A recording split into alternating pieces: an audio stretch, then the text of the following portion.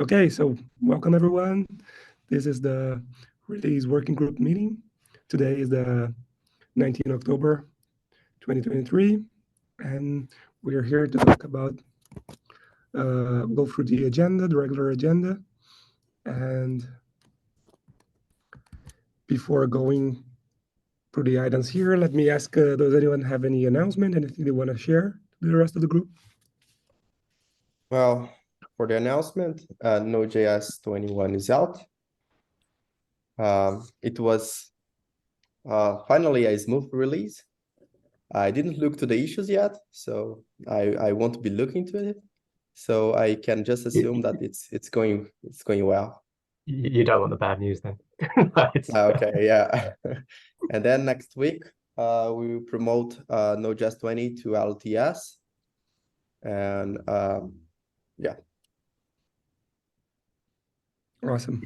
On the LTS promotion, I'm planning to open a proposal today for release next week.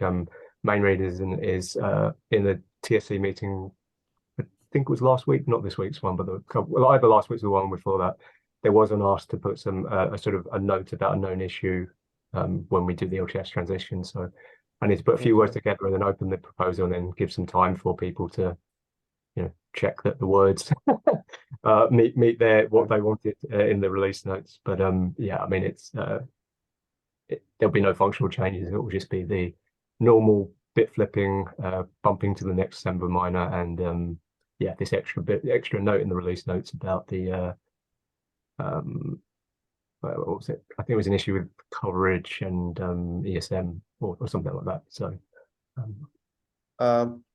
Richard, just one thing. Since you create the proposal to move to LTS, can you use the automation git node release -- start LTS just to see if that's still working? It is still working. It's not working because I remember. No, it is working. It is working. I've run it. It's created it. I haven't pushed the proposal up publicly, but I've got it locally. I've got the proposal locally created with the automation with the start -- start LTS. So it's done the right thing. I need to amend the changelog to add this extra note about the an issue and then push that up. But insofar as moving all of the bits, adding the code name and the LTS flag on the they're all still working. I probably need to check by opening the changelog. It had modified the changelog. I will visually check that it still looks right in terms of the columns and everything, but it worked. It didn't error. So yeah, it looks okay. Yeah, amazing. Yeah, I mean, as long as we don't change the format of the change logs too much, I think it should be okay. I think that's the only real brittle bit, which is, if we suddenly change how we display the table of contents, on the change logs, we've got the table of contents. If we change the formatting of the tables, then that could screw up some of the regular expression matching that's going on. I guess the only thing I did notice is it's still, it still tries to do branch diff and then tells me that there's all these things that haven't landed, and we never want to have commits that in the LTS and transition. The LTS transition is, so that's a potential improvement, but it's not a blocker because you can just say no and it will continue. I can't remember. It might be yes or no. I can't remember what the exact question was, but it basically tells you that there are commits that haven't been there and you can still ignore that and continue. So that's all fine.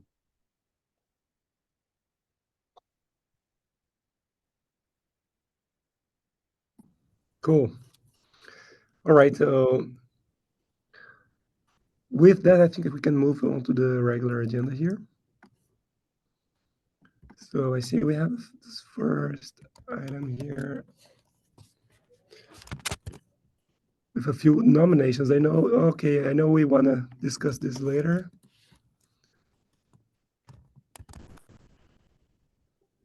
So maybe we can start with the release plans. We still have the releaser for the 21 issue here. Was there anything else to talk about, Michael, Rafael?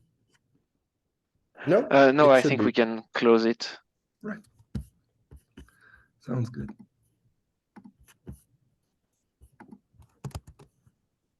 And by the way, I think the best way to move forward with major release is to have to do it in pairs. I guess that's good because I mean, different time zones, we can handle the CI if that's flaky or failing often in different time zones. So it's almost all the time it's running and getting feedback. So that's great. Maybe for the next time, we should have a checklist or something like that, so that we can split the work a bit more, because you did almost everything this time. Okay, yeah, that makes sense. I was actually thinking the same when I was doing when I was looking at the thing today for the LTS releases. There are some other things that need to happen beyond preparing the release, like sort of opening changes for some of the build tooling for like links and things. So again, if we had a checklist, had a place like either an issue that had that checklist in, or in the proposals, it'll be easier to then make sure that everything's been done. So yeah, even things like, you know, it says create labels, having something in a checklist that, you know, we can say, all right, we've created the labels. I think the one thing that helped a lot, but that won't be the case for the next one, I guess, is the new system, because we have dropped a bunch of modules and currently we are only seeing one module or two modules failing, but the reason is because we dropped most of the offending ones, so we are blind. I think for the next release, possibly it will take more time to assess all the issues. So that's why I think doing it in pairs is also amazing.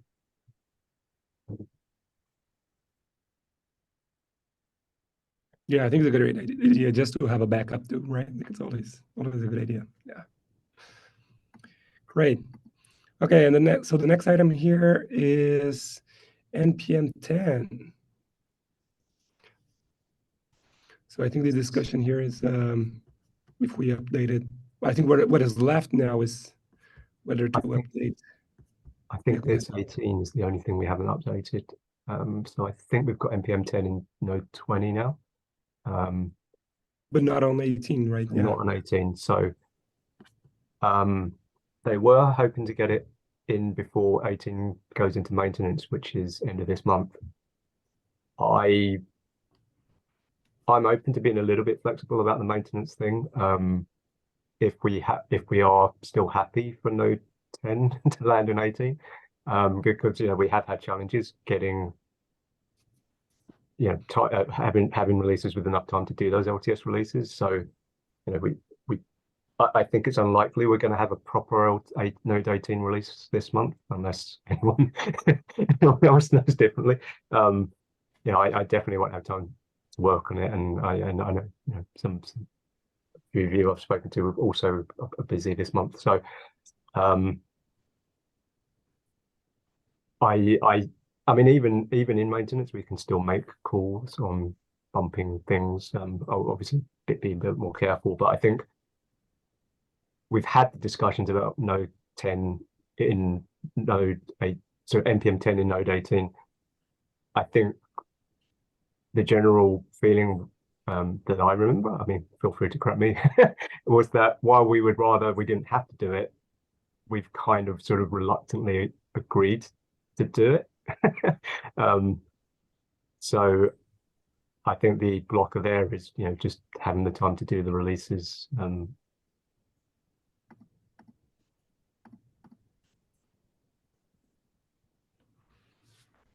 Yeah. I mean, I haven't noticed anything major being reported against like the later versions with NPM 10. I mean, I haven't scoured the actual CLI repository for NPM to see what's on there, but, you know, it doesn't sound like it's broken a lot of stuff or anything. I don't know. So there hasn't been anything obvious that's come up that's of a blocking concern so far. Yeah. I feel the same. I found issues in NPM 10, but then I tried with NPM 9 and they also exist there. Yeah. So yeah, there was I there's know still there a was problem with npm 10 related to the license. no, Optional. that's not what Yeah. I'm thinking about. To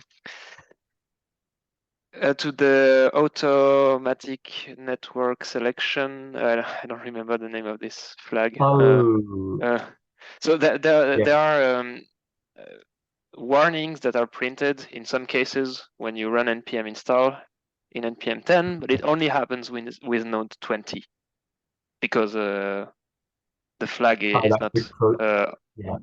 is not set in node 18. So that's not a concern for backporting, I think. No, yeah, and I remember that in terms of documented breaking changes, it was very safe. They were, yeah, and even the one item I had a slight concern about, they took it away from the, so they postponed it. So like the upgrade from 9 to 10 is really safe in terms of Yeah, if in a very edge case it's a problem for someone, it should be quite easy to go back to an earlier version of npm.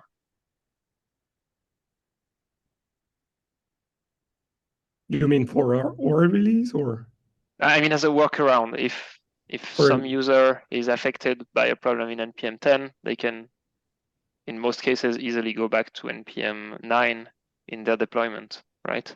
Yeah, it's always possible to npm install npm at 9, and and they go back to that release. I hope that works. I hope npm 10 is not broken to replace itself with npm 9.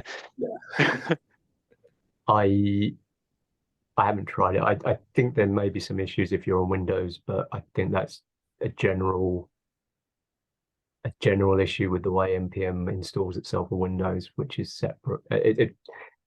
It doesn't write itself into the same place that the actual npm install is in, so you end up with something in app data or something, and then that can cause problems if the thing in app data is not correct or corrupted or something like that. So that I don't think it's specific to npm 10 or 9 or 8 or any of that. I think for a long time that's been an issue where if you've got a bad install in your app data, all npm commands go a bit funny. So yeah. No, yeah, I find it's a little a better, well, a more lightweight solution is to npx npm at then the major version, right? And then you can even install run whatever, right? So I find that one is more reliable than npm installing for the entire machine, right? Like globally trying to revert the version of npm. But okay, so there is no concern about just simply landing npm 10 on 18. Like if we're up to do it, if we have someone who's actually able to work on an 18 release this month, like there's nothing blocking us. I think the npm releases are pretty much self-contained. I don't think there's much that it would reach out and change. I don't know, maybe one or two, maybe there's a test or something that would need updating, but I presume that was in the upstream, so in the commits that were on main or in node 20. So we could land on the staging branches, but I mean the main blocker for this is the actual release, not so much the backporting or the or getting it landed. When's the date for the transition to maintenance? I think it's the end of this month, or sometime this month, I think. But we don't do a specific release for that, so it's just it's just a calendar thing which says once we come past this date, we now consider the release line to be in maintenance. And it's just that we don't really allocate more time for it unless there are important fixes. It's not that we promise the users that we won't make minor changes or things like that. Yeah, we basically say they won't automatically get backported, and So we are allowed to put anything when it's in maintenance to do the same things that we do when it's in active state. I think so. I think the wording is that by default they wouldn't, but at the discretion of the releases, things can. I think it does talk about interoperability. So I think there's some words around like, you know, some sort of justification for doing that. I mean, for npm, I mean, the obvious one will be npm are not maintaining npm. Is it 8 that's in Node 18 or 9? I can't remember what we got to, but you know, they're not maintaining those old versions. So if we don't update it to npm 10, then you know, the risk will be that people Node 18 will be stuck on that version of npm, and we'll start seeing, you know, as more and more of those dependencies get audit flagged, we'll get more and more people raising issues saying, you know, well, we've scanned this Docker image or whatever we've scanned, and it's pulled up this npm dependency in this version of npm. Okay, so I volunteer to prepare a release for V18. Okay. I cannot say when, but that's fair enough. In the next weeks, I will try to do something. There's actually a regression that happened with the latest security release. I don't know if anyone else saw it. It's with Undici. Yeah, I have noticed that. So I think there is a PR to update Undici, but I mean, it's not landed anywhere. So I think we should include the fix as well in the next release. Yeah, no, that sounds reasonable. I'm happy to, depending on how the timelines work out, but I mean, if it gets to the stage where it hasn't been in a current release, I think we could call out and make an exception because it fixes a regression. Because the default position is, you know, for things to go into LTS, they need to be in a current release of 2 weeks. I'm willing to be flexible on that if it's an immediate regression or a security problem. But other than that, yeah, it's It was a performance regression or a bug? No, it was a bug. It's with a bug. fetch. Okay. Undici, they renamed a class, and that broke a lot of things because they were okay. It's because it's clearing all the headers on every request. Something like that. Yeah. Okay.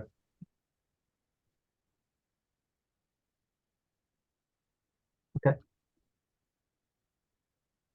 So we are in the 20.x issue, right? Which one? 20.x release plan. The Yes. 855. Sure. It's the next. We were supposed to make a release for 20.9 9 days ago, but I don't think that will work. No, so we can just remove that line, right? Yeah, right. We'll remove that. So we just ran out of time to do that. And you know, okay, so I will remove and update your release to .9. Okay. Yes. Yeah, it will be 20.9. That makes sense. Yeah. Yeah, we usually we usually don't do releases within the 2 weeks of the transition, so that everything that's in the transition has been in current for 2 weeks. Because okay, so it will be like the most recent current releases are Node 21, but that's only been out for less than a week, and Node 20.8. Well, it would have been 8.0, but we had the 8.1 security release. But you know, anything on the 20 line is already in 20. So okay, yeah, fine. Okay. So yeah, and the next one is 18, which we kind of discussed already. So Michael, you already like put your name in there, I can see. Yes. That's awesome. Thank you. And yeah, and this is going to be like the last active LTS release, right? After that, the 18 goes into maintenance. Just on the 18 release, just as a Michael, if it's going to be after the end of this month, we probably need to backport the macOS notarization changes. So I put that in my list. Yeah. Yeah. So any releases this month should still be okay, but if any releases occur after, I think it was the 1st of November, was it, that Apple said was the deadline, or the switchover date. So if we're doing releases after the 1st of November, we probably need the backport of the notarization changes that I think they're in Node 21. I don't think they're in 20 yet. But I'm not going to put them in this release. They'll have to go out in the next Node 20 release. But yeah, that's just while I was remembering. And the word of caution, Michael, the branch diff is currently exploding all the API rate limiters from GitHub. So you're gonna if you plan to. Okay, I have a few tricks to make it work. Yeah, right. I think everyone kind of like hacks locally. I actually had like a branch where I kind of almost get it to the point of submitting a PR, which adds a parameter to do the slicing of the commits to limit the But numbers, right? to be honest, here I'm not sure I will even run branch diff. Yeah, that's what I We'll was see. going to suggest. Yeah, maybe just try to make a call to collaborators. Like if anyone wants to see something lands, like sending back PRs. I think we have a number of open V18 backports PRs open. Yeah, I will look at that. I will look at the issues with the V18 label and things like that. Yes. Yeah, no, sounds great. Sounds great. Yeah, I'm happy to do like a proper, as if we've gone into assuming that this happens after the maintenance date, to do it as a maintenance release where we're picking things rather than things automatically. Well, I know everyone uses the word automatically, but being considered, instead of automatically considering everything, I'm willing to be a more sort of picky, selective thing, as we would do if we were in a maintenance release. I mean, in my opinion, we can also do that in normal LTS releases. We don't always have to look at everything.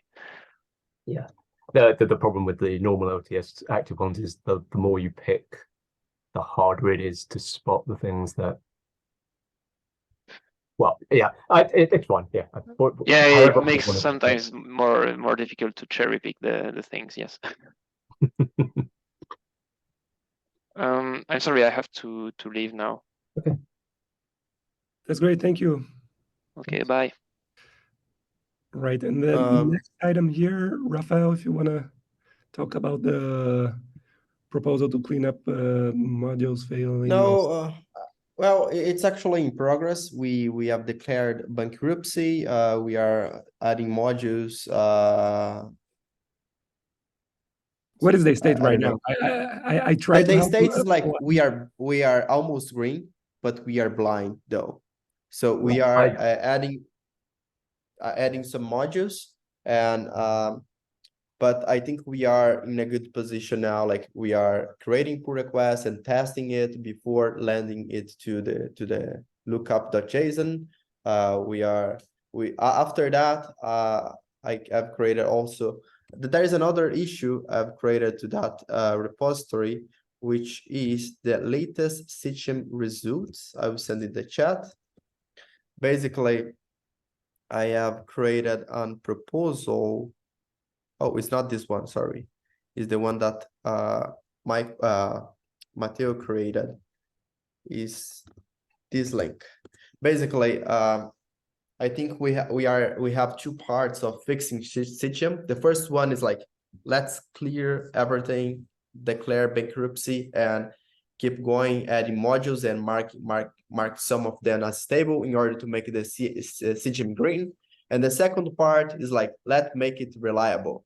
So not just skipping things to make the CI green, but let's check if that's a problem in your machines. Like we are running things concurrently, let's reduce that number. If that's in fact failing on macOS for this module, we contact the maintainer, and if the maintainer doesn't answer, we can drop that module or think about a better solution. I think we are in that position,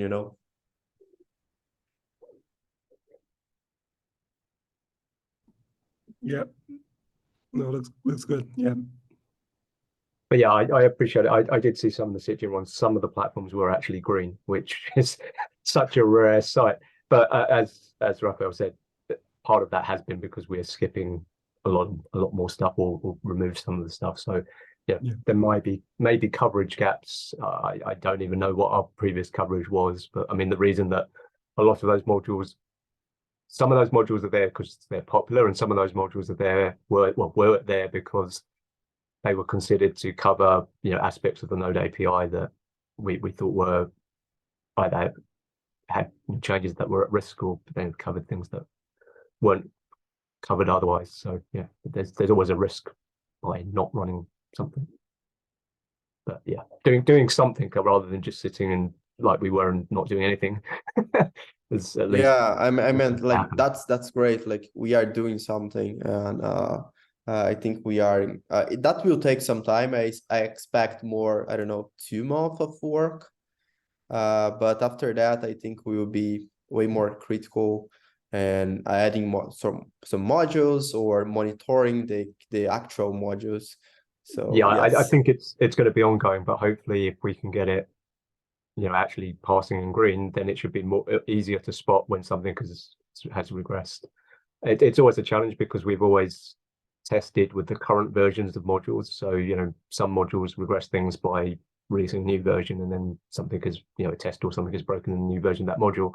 But we have proposed before, like fixing the version of the modules, but then the problem is like, then you don't notice problems that are in the newer versions of the modules, which is typically what your developers or users of Node pick up when they npm install. So it's always a balancing act between, what are we trying to do? And all we're trying to do really is to see, is there an obvious problem that we hadn't considered in the code that we're proposing for releases, or in the PRs for the non things. And there's no guarantee that if your stitching passes, everything's fine. But if stitching fails, then if it's failed and we track it down and it's actually the code that's caused that, then when you have the discussion, which is, was that intentional, or is the code's doing the right thing and the module will have to change. But it's to spark that early warning.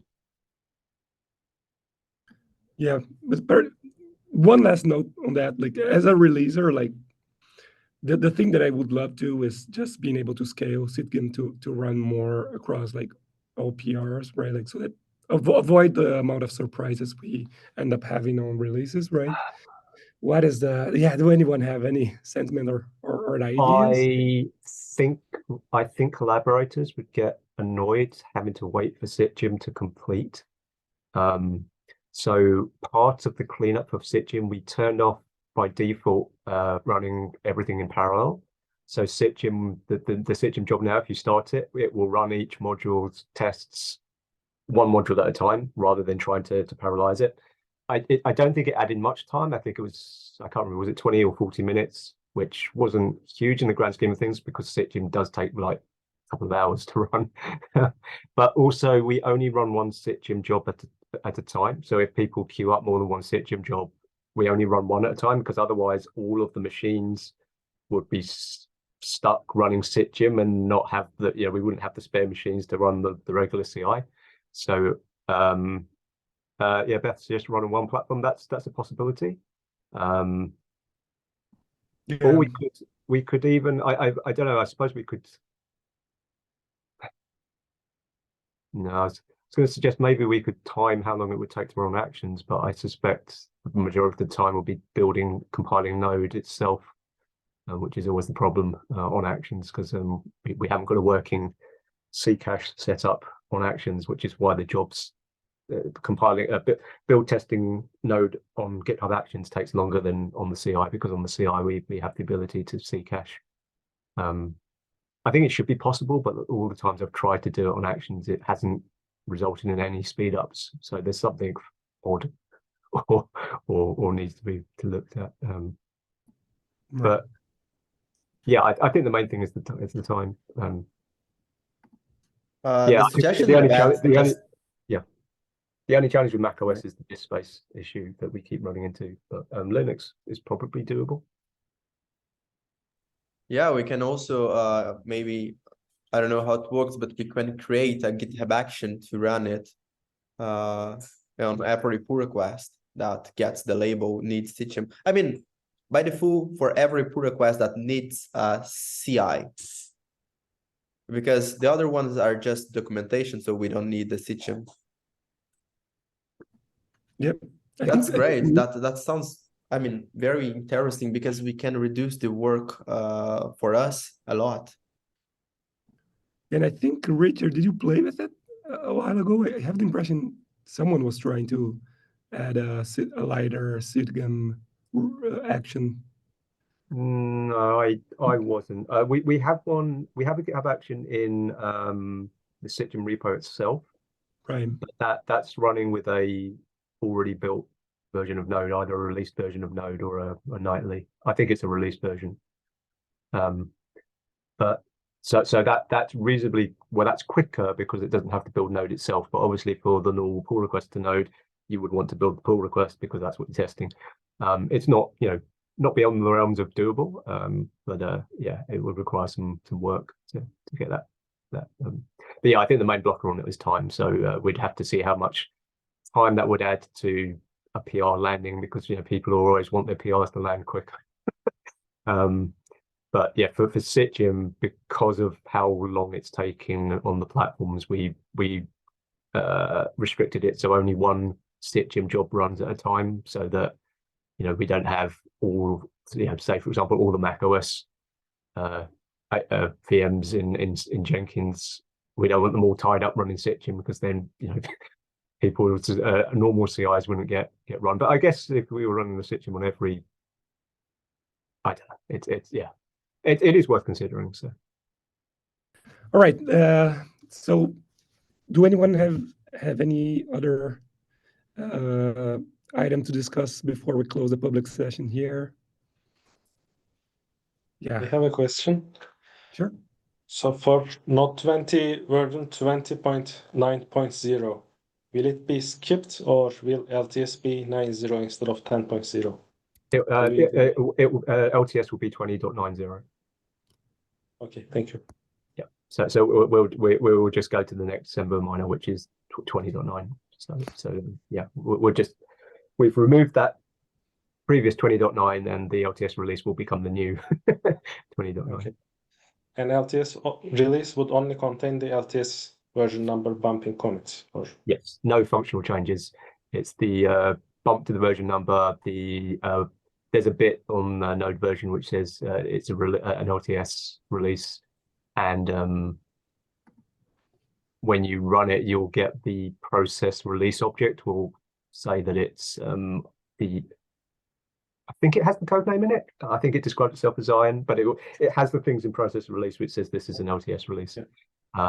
But other than that, no functional releases, and there'll be a small note in the changelog about a known issue. So it's not a new issue. It's just something that's currently been investigated that the technical steering committee was keen that we notify people of, so that if people are coming to Node 20 from earlier versions of Node, they are aware that there might be some issues that are being investigated. We don't actually think it's a Node 20 specific issue, but it may be more prevalent in Node 20 because people have spotted it on or reported it on earlier releases. So we don't think it's a new issue on Node 20, but it might be that Node 20 has made the problem more prevalent. So anyway, I will add some notes in the changelog and the release blog post, so that when people look at that, they'll see that. But yeah, no functional changes. Thank you. Okay. So with that, I'm gonna close the public session here. Thank you all for attending.